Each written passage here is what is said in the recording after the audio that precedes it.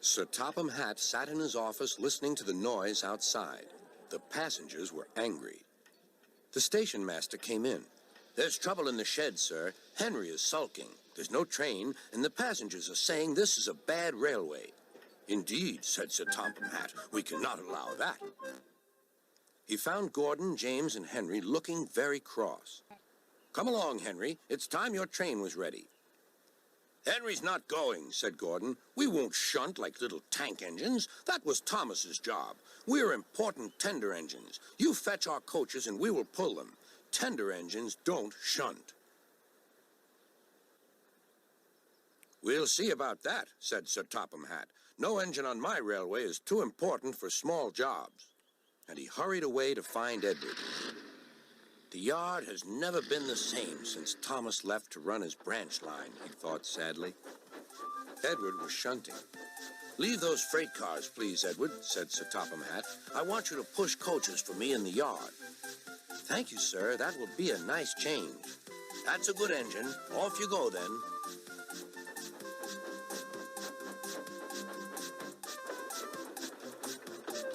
So Edward found coaches for the 3 engines, and that day the trains ran as usual.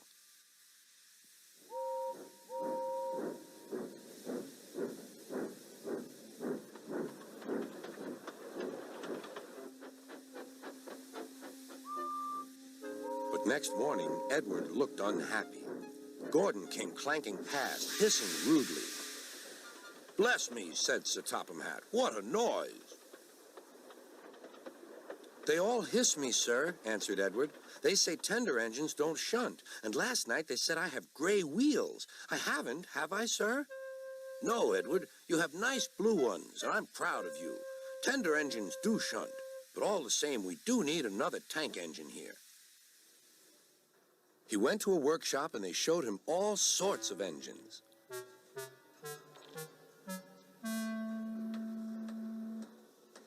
At last he saw a smart little green engine with 4 wheels. "That's the one," he thought. "If I choose you, will you work hard?" "Oh, sir, yes, sir." "That's a good engine. I'll call you Percy." "Yes, sir. Thank you, sir." And Sir Topham Hatt brought Percy back to the yard. "Edward," he called, "here's Percy. Will you show him everything?" Percy soon learned what he had to do, and they had a happy afternoon.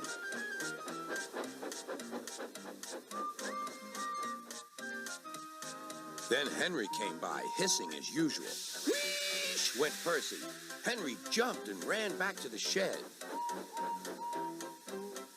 "How beautifully you wheeshed him," laughed Edward. "I can't wheesh like that."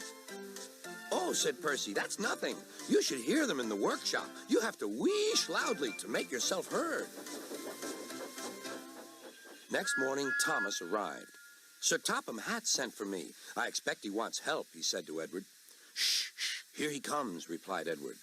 "Well done, Thomas. You've been quick.